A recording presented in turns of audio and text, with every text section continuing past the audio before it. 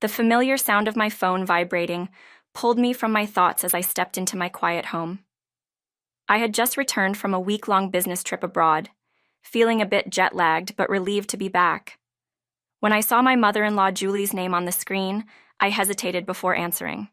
Her calls were often unpredictable, ranging from small talk to sudden requests for money. But something felt different this time. Her excitement was almost palpable through the phone.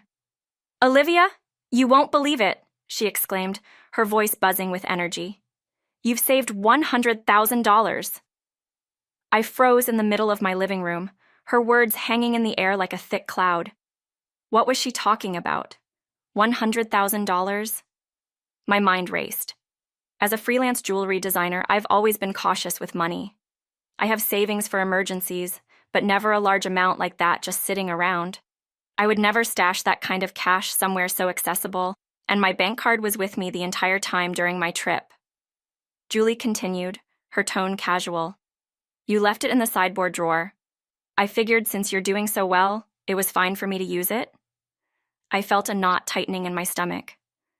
"What are you talking about?" I managed to ask, trying to keep my voice steady. "I didn't leave any money in the drawer." Before I could get any more answers, she quickly thanked me and hinted about needing more financial help in the future. And then, just like that, she hung up, leaving me with a storm of questions swirling in my mind.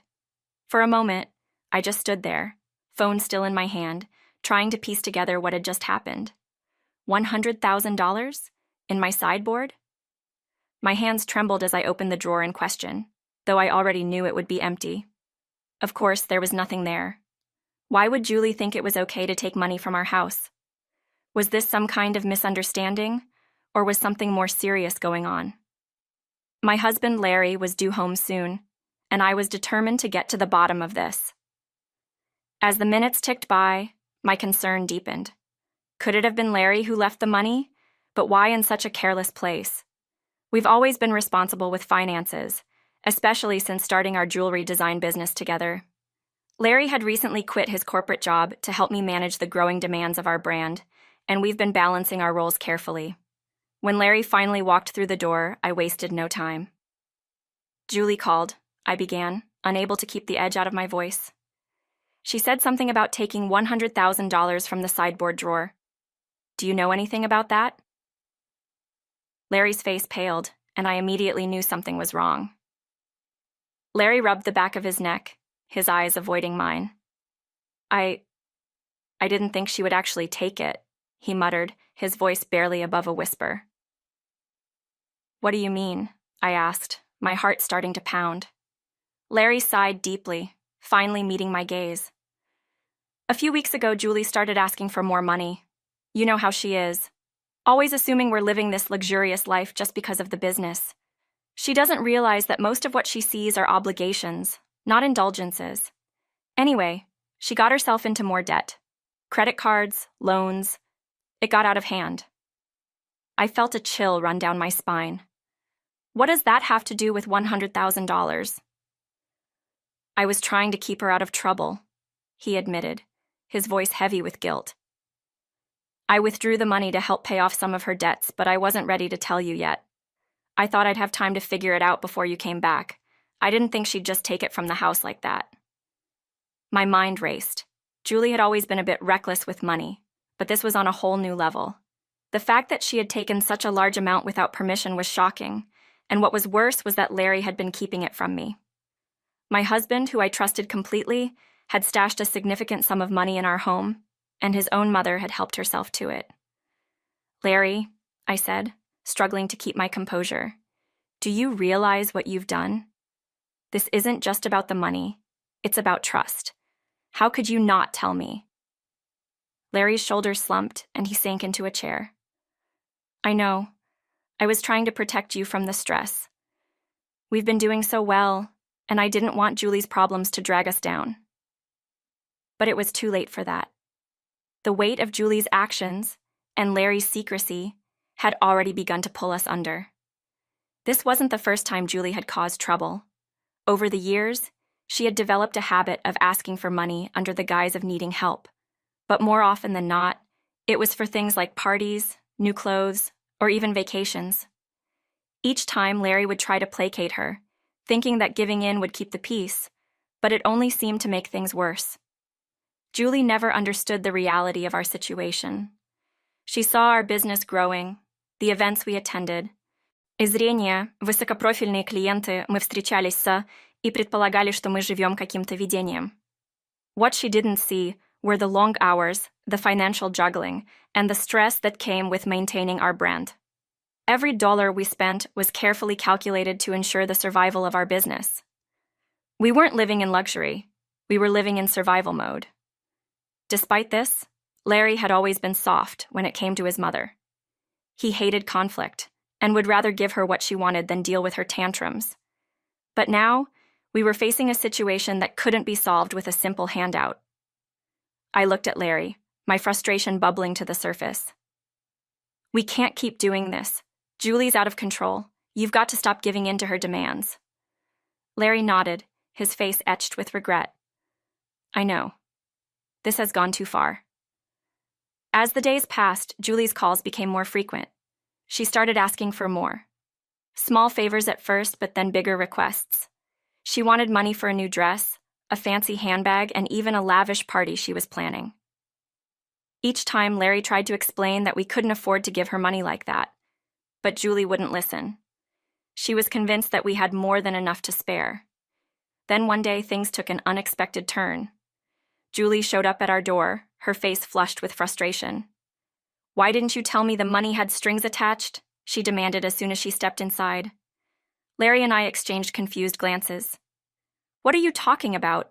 I asked, keeping my tone calm, though I felt anything but. The $100,000, she snapped. I tried to buy something the other day and my card was declined. Why did you put limits on my spending?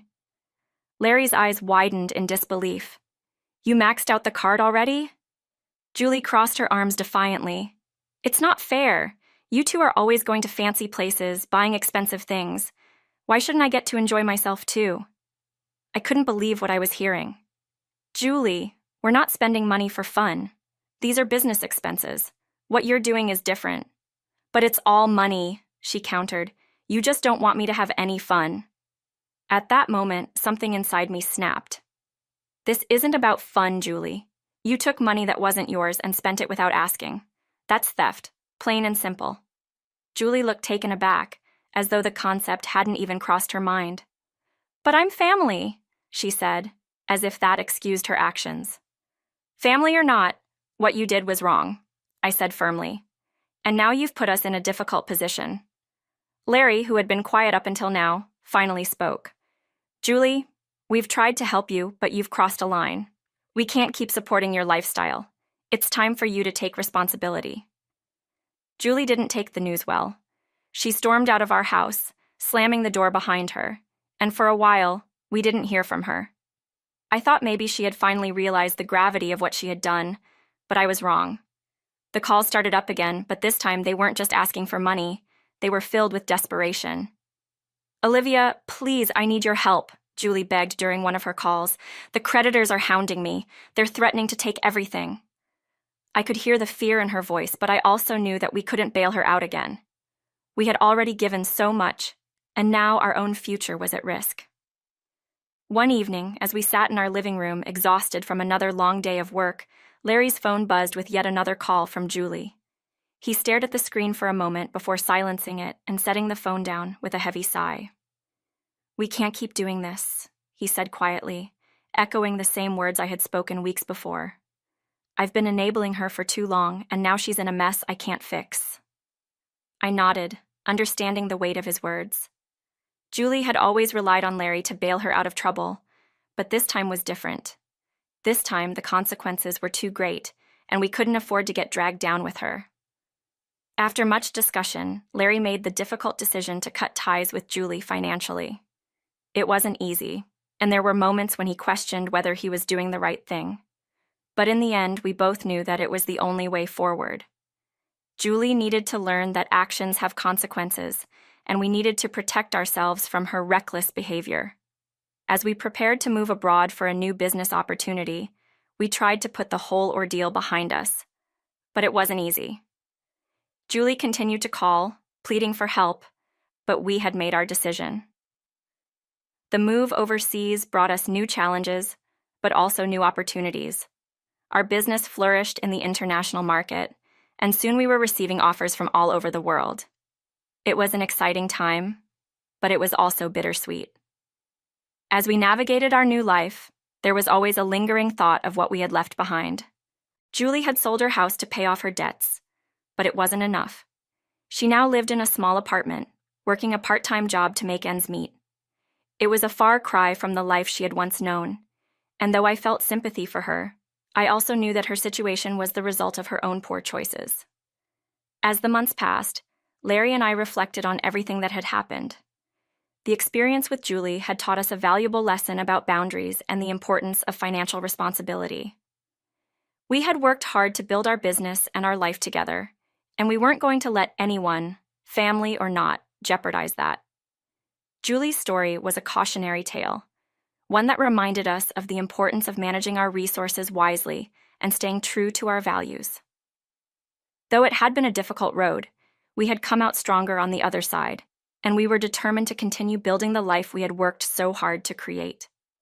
As I stood by the window of our new home, overlooking the bustling cityscape, I couldn't help but think about how far we had come. The challenges we had faced with Julie had tested our relationship, but they had also brought Larry and me closer together. We had learned to rely on each other, to communicate openly, and to set boundaries when necessary. Our business was thriving, and though the road ahead was still full of uncertainty, we knew we were on the right path. The future was bright, and we were ready to face whatever challenges came our way, together.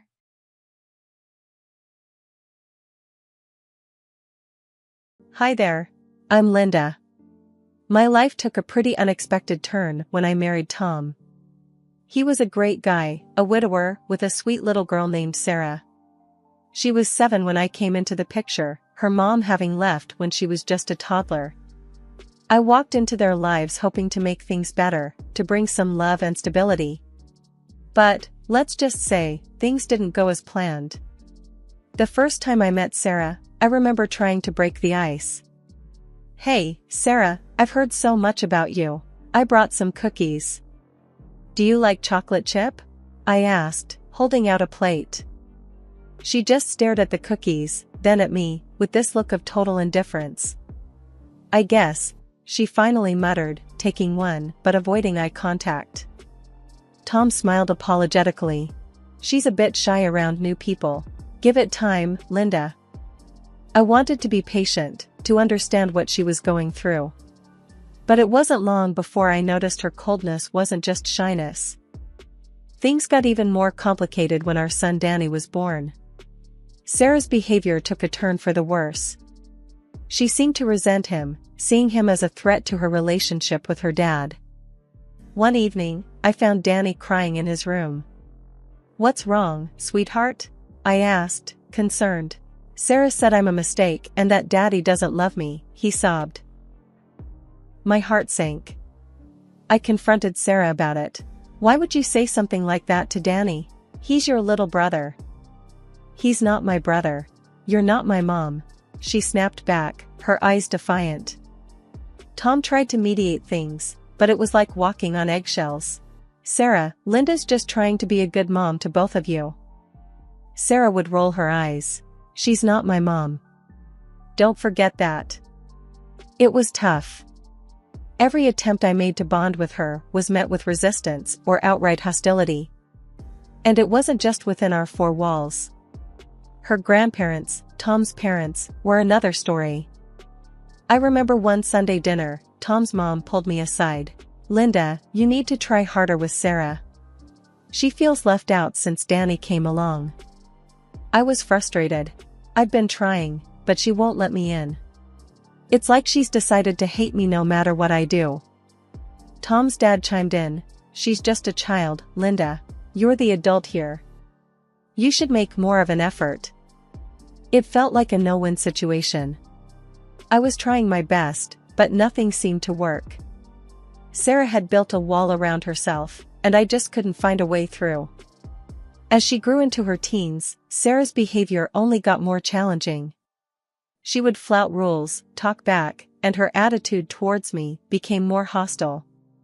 I felt like I was failing her, failing our family. But I wasn't about to give up. I just hoped that someday, somehow, we'd find a way to come together as a real family. Sarah's teenage years were like navigating a minefield.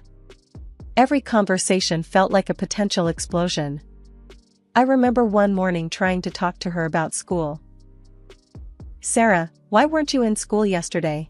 I asked, trying to keep my voice calm. She just shrugged, pouring herself a bowl of cereal. "Didn't feel like going." "But your education is important," I persisted. "You can't just skip school whenever you want." Sarah rolled her eyes, a smirk playing on her lips. "What are you gonna do, ground me? You're not my mom." I felt a flash of frustration. "I'm not trying to replace your mom, Sarah. I just care about you." She scoffed, her voice dripping with sarcasm. "Yeah, right. You just want to make sure your perfect little family looks good." I was at a loss. How do you reach someone who's determined to keep you out?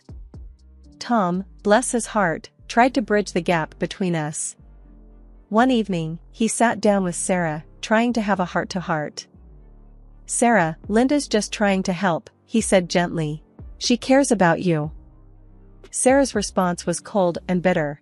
"She's not my mom, Dad. Stop trying to make her into something she's not." Tom looked defeated, his usual optimism faltering. "I know she's not your mom, but she's part of our family now. We need to try to get along." Sarah just got up and left the room, her silence speaking volumes. Tom's parents were another hurdle. They seemed to believe that I could do no right by Sarah.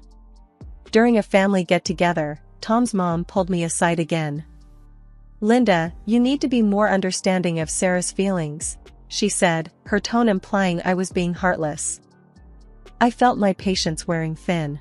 "I've tried, but she won't let me in. It's like she hates me." Tom's mom just shook her head. "She's a sensitive girl.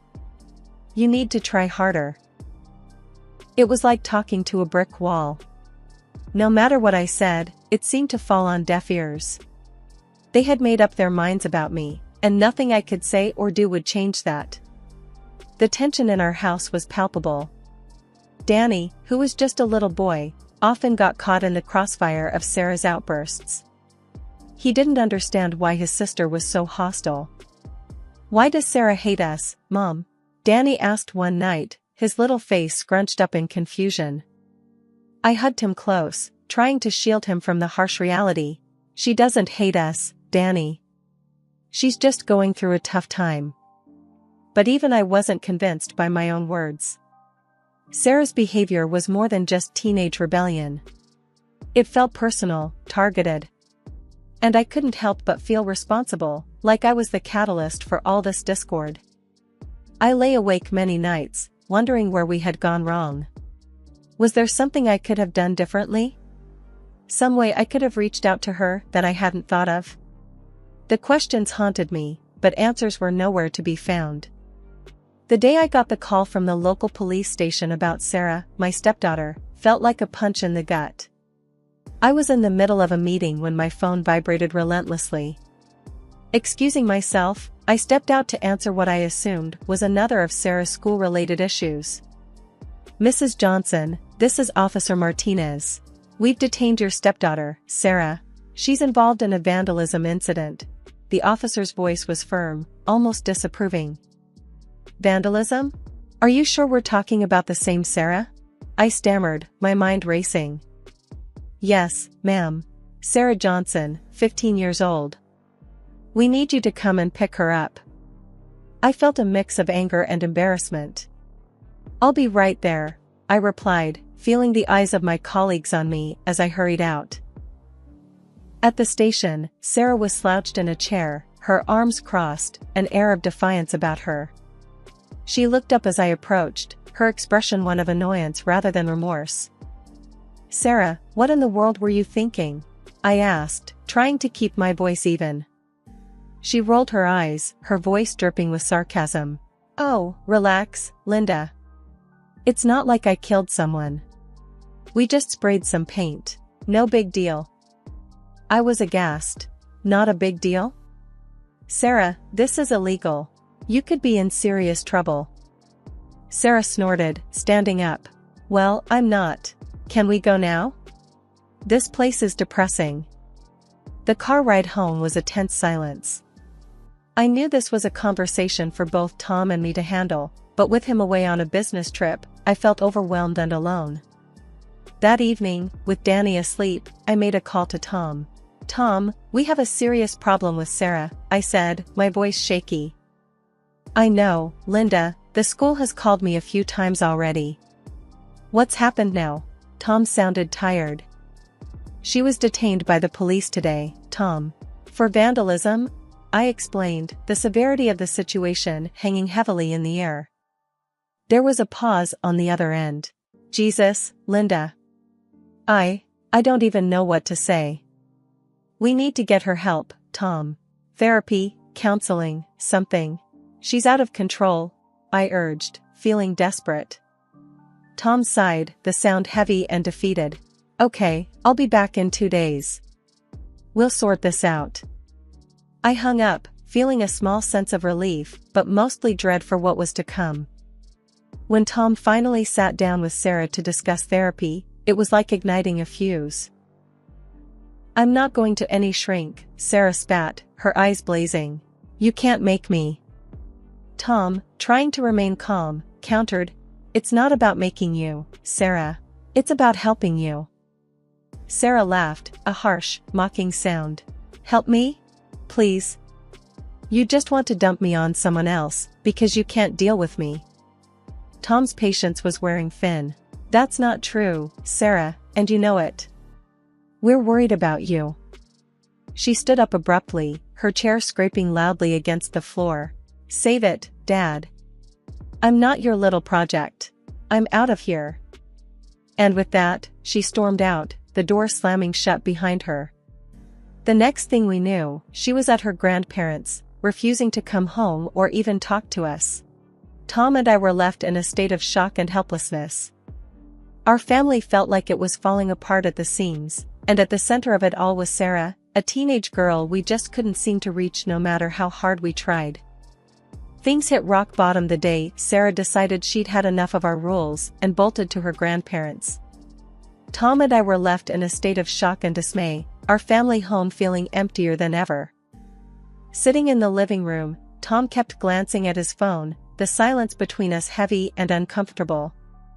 I can't believe she'd just up and leave like that, he said, his voice a mix of frustration and disbelief.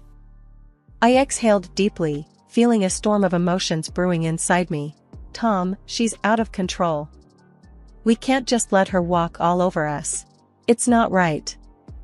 Tom's expression was one of defeat. I know, Linda, I know. But what can we do? She's just not listening to us. Determined to get some answers, we decided to call Tom's parents. The conversation, however, quickly turned sour. Mom, this is Tom.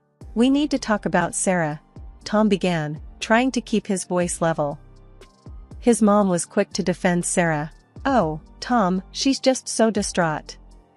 She feels like Linda's pushing her away, trying to send her to a therapist like she's some sort of problem. I couldn't keep silent.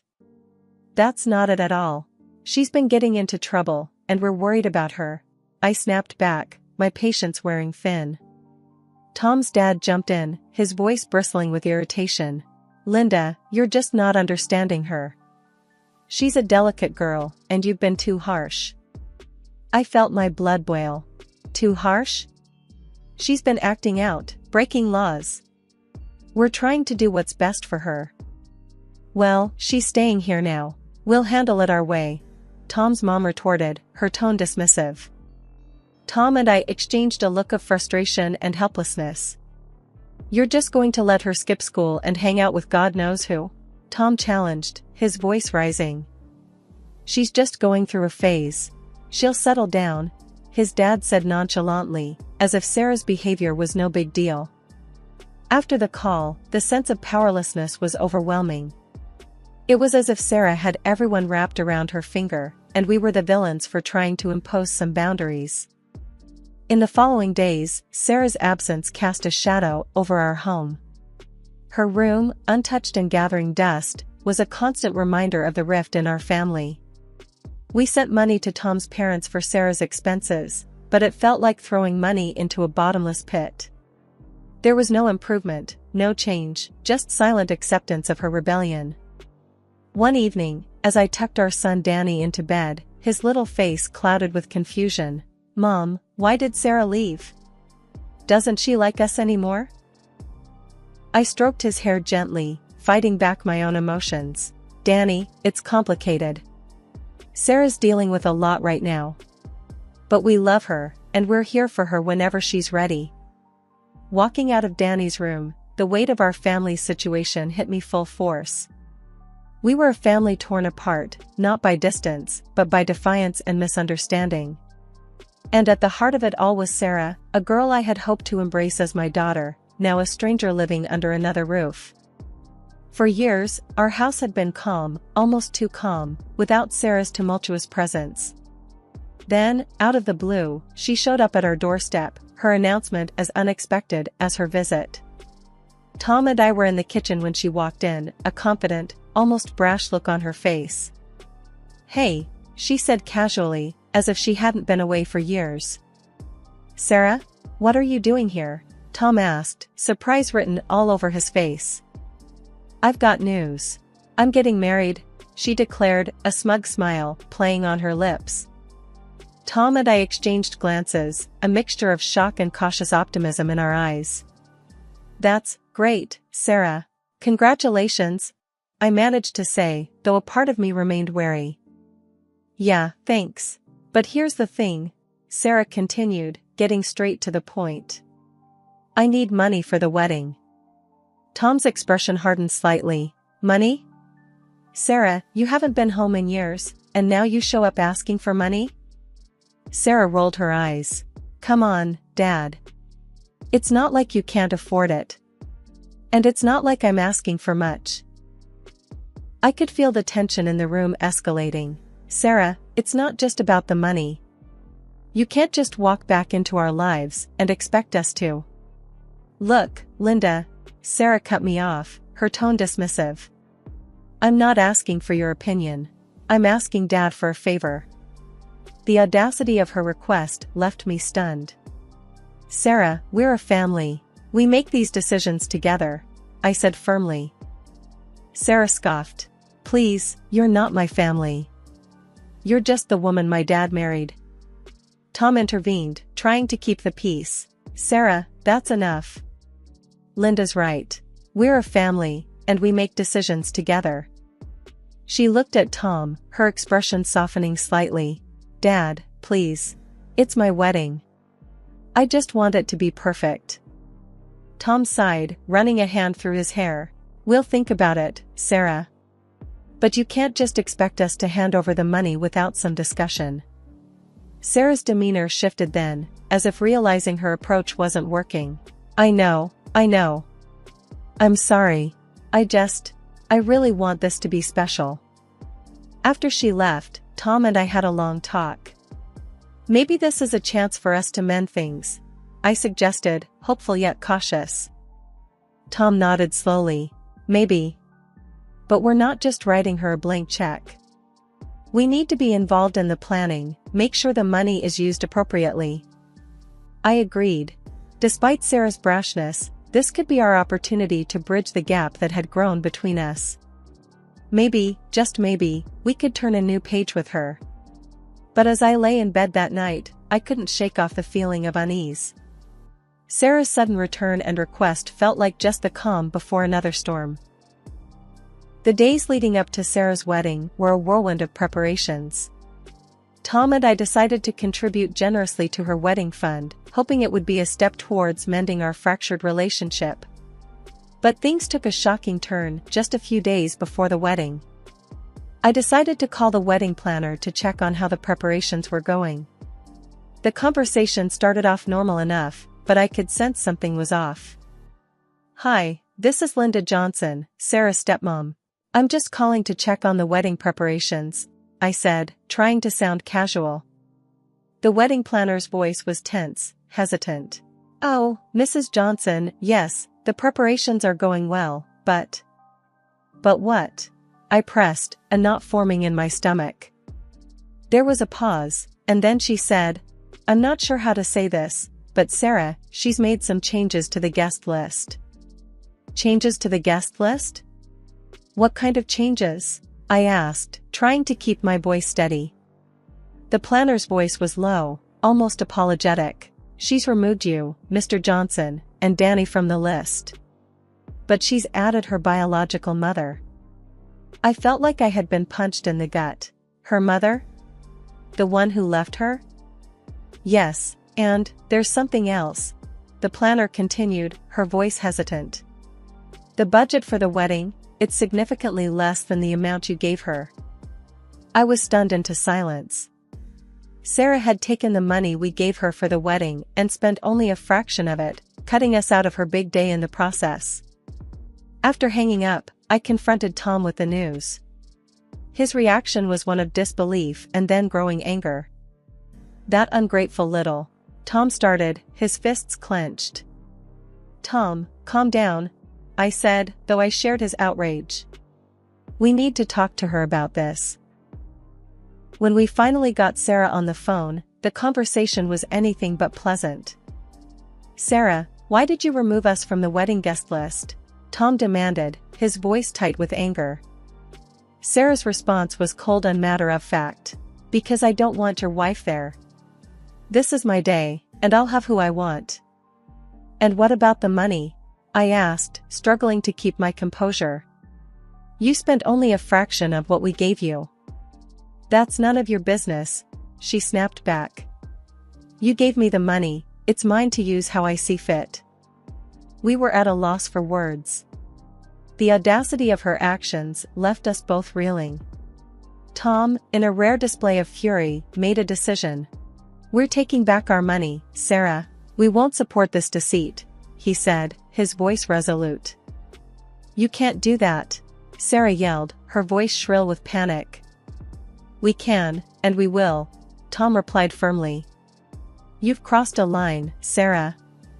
The call ended with Sarah hurling insults and accusations at us before hanging up. True to his word, Tom canceled the checks, effectively putting a stop to the wedding plans. We had tried to reach out, to mend bridges, but Sarah's actions had made it clear that some rifts were too deep to heal. The fallout from the cancelled wedding hit our family like a hurricane. Sarah's response to our decision was both explosive and bitter. She showed up at our house, her face twisted with rage, hurling accusations and insults. You've ruined everything, she screamed, her eyes blazing. This was supposed to be my day, and you destroyed it.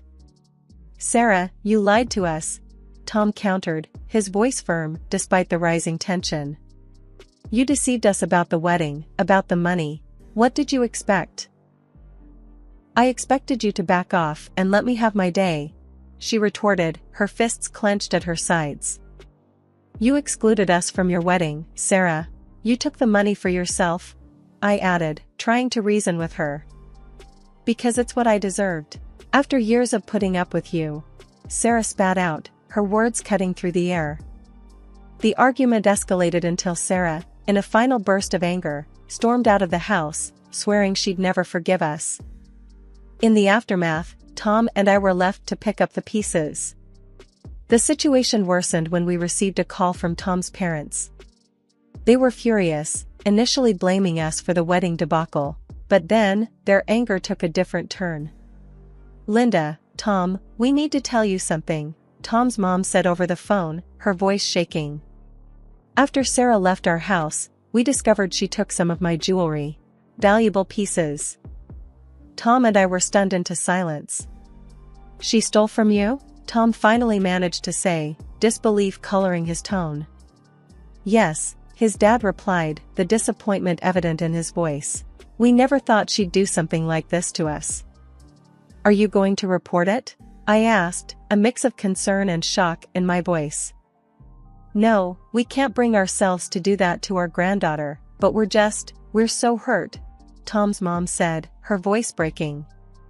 The revelation was a bitter pill to swallow.